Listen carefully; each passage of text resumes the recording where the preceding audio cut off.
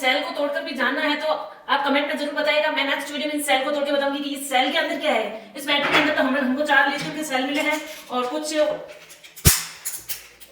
इस तरह का ट्रांसमीटर भी देखने को मिला है।